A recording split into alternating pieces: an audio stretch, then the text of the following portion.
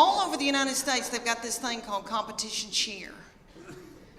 And it's kind of like, if you don't know what that is, it's kind of like Honey Boo Boo meets the Olympics, really. It's gymnast. They're gymnasts. And there's one in Knoxville called the Sharks.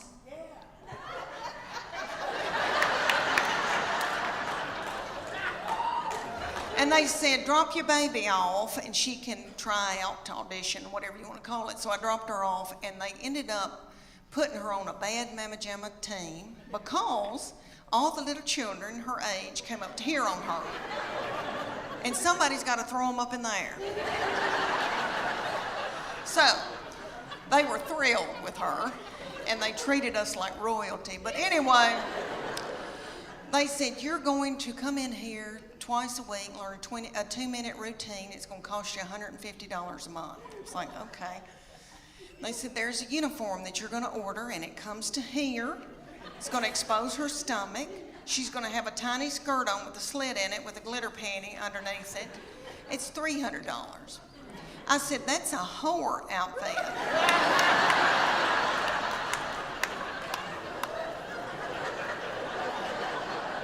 And it came with its own bag of whore makeup. So that all the little children could look alike. And they said, y'all are gonna travel to faraway lands and compete against other little whore children.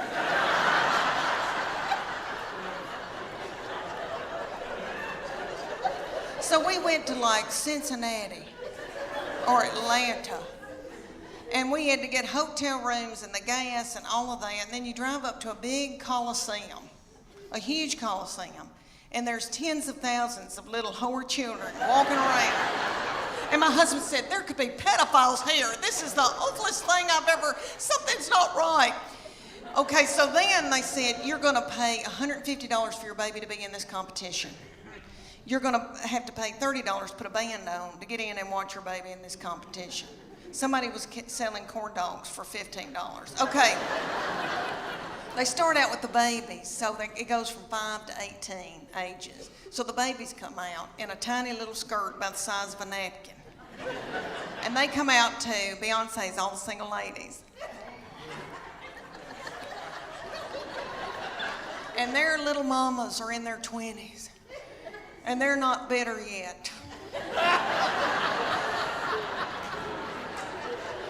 And they're in the front doing every move to keep their baby on track because they're babies and they need to be at home breastfeeding. So they move up throughout the day into my baby's age, and they're the reef sharks.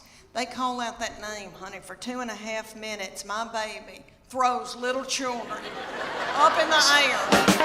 Okay, let me tell y'all that my middle child is 23 now, and she's the only one that checks on me. She called me a few minutes ago and said, did you get to Naples all right? And I said, yeah, baby, thank you for asking. Tell your daddy.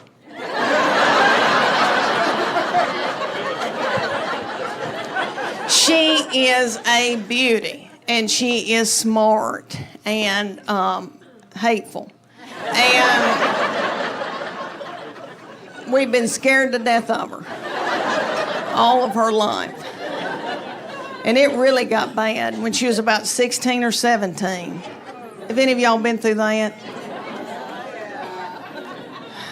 We walked on eggshells around her. She'd come down the steps in the morning, we'd be like, who is it? I don't know. And it happened when she was about 16 or 17, she turned on me on a dime. And I truly believe that God allows this because he knows that you're grieving because they're going to go to college or whatever they're going to do. And he makes them just as mean as he can so that you can let them go. The very breath that I breathed out of my nostrils made her so angry. We were not allowed to eat cereal in our own home because she couldn't stand to hear us chew it. And I don't mean to talk about her because she had a lot on her. She had to empty the dishwasher. That was a lot. She's always had a bunch of boys after her because she's a doll, and they always wanted to date her and always came around our house. And there was one, and he was a player. He was a schmoozer. And he would say stuff to me. He'd go, "Miss Morgan, you look beautiful today." And I'd be like, "Oh my gosh, can I make you a casserole?" And thank goodness they broke up because I was exhausted. I was mopping the floor, blowing my hair out every day. And I thought, why did that affect me that way? Why did I? And I thought, oh, I know. It's because my love language is words of affirmation. And I don't get them.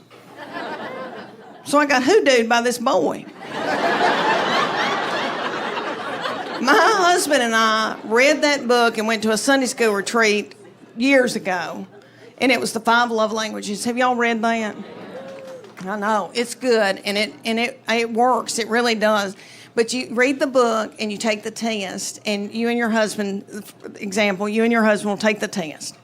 And it'll tell you, there's 5 prominent love languages. It'll tell you what your husband's prominent love language is. He'll find out what yours is. So at night, y'all can sit on the couch and feed each other y'all's love language. And then your love tank feels full. If you don't, your husband's liable to go to work and is standing by the water fountain, and some whore comes in and feeds him his love language, and then he feels a tingle, and then Satan swoops in. I know. Terrible. So here's the 5 love languages, if y'all don't know. There's quality time. So there's people that just want you to sit with them and watch a television show or something like that. Then there's gifts. That's my sister's. It does not have to be something that's expensive. If you give her a rose and a card, she'll bawl her eyes out because her love tank feels full. I know. And her husband doesn't do it. Okay. All right, and then there's physical touch. And so many women, when I say that, they'll go, "Oh, yeah, that's my husband's. He's on me like a duck on a June bug." But we're not talking about the nasty kind. We're talking about, people that just want to squeeze and hug and hold on to you. That's their love language, is physical touch. And then there's words of affirmation, so that's mine. So all my husband has to say is, "Leanne, you look pretty today." Or, "Leanne, that Trisha Yearwood's chicken piccata is to die for." And then my love tank feels full. And then I'm willing to do something vulgar with him.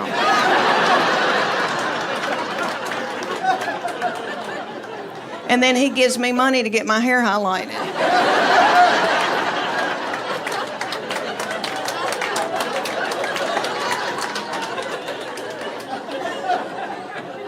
That's how it works. That's biblical. Okay, y'all. My baby, my middle one, the whole time she was in high school, so ashamed of me and so embarrassed by me, but loves me more than anybody. Now we're best friends, but I'm telling y'all, everything I did made her so mad. And I remember showing up at middle school in a pair of yoga pants. She goes, "What are you doing here?" I thought I looked so cute. But anyway, she had a bunch of little girls always spending the night, and she had this little girl spend the night, and the little girl stayed a couple of nights, so I did her laundry, and all I said, this little girl was, "Katie, you're so tiny. Your little underwear looks like a slingshot." And that little girl thought it was funny. And my baby looked at me and went. So I got out of there, and when that little girl left, I came back in. I said, "What's wrong with me saying that her little panties look like a slingshot? I wish somebody'd say my panties look like a slingshot." "Nick, my panties look like a catapult." Did you ever watch Braveheart and Mel Gibson? Boys, y'all ever watch that? And they pull that big thing back, put a ball in it, and fling it, and kill a bunch of people with it. That's what my panties look like. My baby child is 22 now. She lives in New York and goes to school up there, and we miss her, and she's been a doll baby. And her daddy and I, we begged her to go to Phoenix Online, and she was like, get out of my butthole. So y'all just stare at me, and she smells good. But anyway, my husband is 6'4", 230 pounds, 250 if he's eating white flour and sugar. He plays a lot of tennis, and it got on my nerves so bad because I had no estrogen, no progesterone, no testosterone, and I was crazy. Okay, his testosterone dipped a little. Praise God. And then it went back up when he started playing tennis again, and that makes it naturally go up. It made me so mad. Anyway, my husband's athletic and played football and basketball. I played basketball. I know y'all thinking, you sissy thing, you did not. But I did. It was the early 80s. I had really big hair. I'm from a town of 500 people in Middle Tennessee, and we grow dark-fired tobacco. And we didn't know what waterproof mascara was. So by the end of the games, I looked like, say, if Tammy Wynette and Alice Cooper had a child together.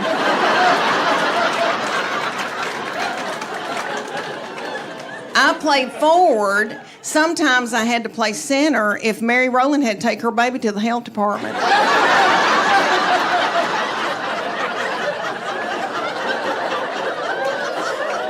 But anyway, so we wanted these children to be in sports, keep them off of dope. And my baby child, all my children are tall kids because I'm 5'8", and I think I'm getting bigger by the day. I think my feet are spreading. I think my hands are big. I see my hands in a video.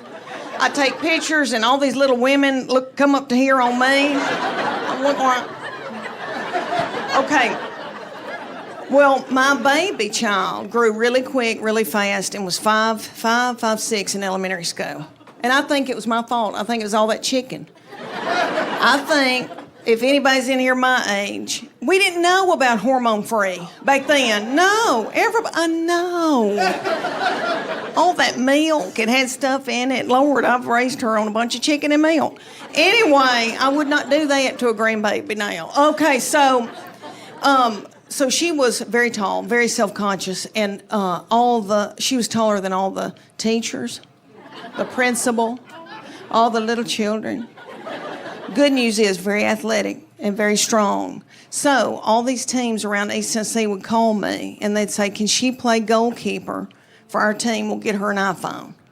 Can she play basketball for us? She never played basketball. And y'all, it tickled me. And I felt like LeBron James's mama. And I made her do it. And she came to me one day and she goes, I'm sick of all this. I'm not going to play all this for y'all. She goes, I want to cheer. I said, well, baby, we're big people. And we don't tumble. Let me see what I can find out. There's a thing in the United States called competition cheer. And I bet it's big in Florida. Yeah. If you don't know what it is, it's kind of like Honey Boo Boo meets stripping meets the Olympics. Because they're gymnasts, is what they are. They're very talented gymnasts. So there's one in Knoxville called Premier Sharks. And I dropped her off to audition or try out, whatever you want to call it. We didn't know anything about it. And this little woman, they ended up putting her on a bad Mamma Jamma squad because all the little children her age came up to hear on her. And somebody's got to throw them up in the air. So they were thrilled to have her. She's strong as a mule. So they said it's $150 a month for her to come in and take 2 nights a week to learn a 2.5-minute routine. I was like, okay. And they said, there's a uniform that we're going to order for her. And it sequins up the sleeve, comes to right here, exposes her little tummy. She's going to have on a tiny little skirt with a slit in it with a glitter panty underneath it. And I said, that's a whore outfit. And it came with its own bag of whore makeup. And the woman said, y'all are going to travel to faraway lands and compete against other little whore children. Places like Atlanta and Cincinnati. So we get in the car and drive all night, get a hotel room, and then the next morning go to a coliseum with tens of thousands of little whore children walking around. And they said it's $150 to enter your baby in this competition. It's $30 for you and your husband to wear a band to get in and watch her in this competition. Somebody was selling corn dogs for $15. Anyway, they start out with the babies, and the babies are yummy, and they're 5, and you could eat their lips off. And they got on a skirt about this big, and their little mamas are probably in their late 20s, early 30s, you know, and they're not bitter yet. And so the little girls come out to Beyonce's All Single Ladies. And their little mamas are in the front doing every move, trying to keep them on track because they're babies and they need to be at home breastfeeding. So they go up in age throughout the day and they call my baby's group and they go, reef sharks. For 2.5 minutes, my baby throws little children up in the air, working like a Trojan, broken out in a sweat. And the whole time she's throwing these little children up, and they're called flyers. And they are freakish, tiny little children. And their mamas are freaky, tiny little women. And I think, how do they even have these little babies? I'm from farming people. I've got thick ankles. I can work in the fields. I don't know who these people are. Anyway, these little flyers, she's throwing them up in the air, and the whole time during this 2.5 minutes, they're going.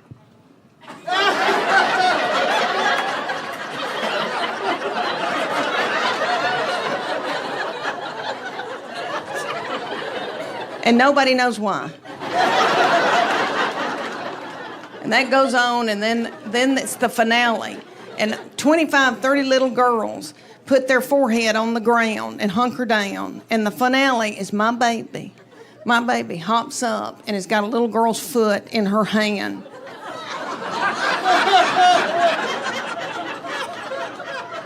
Are y'all listening to me over there? When's the last time y'all put somebody's... The gay boys went nuts. It was a big deal, okay? So then they were like, oh, she's got to do it again. We got to have her next, because she didn't drop anybody and give anybody a concussion.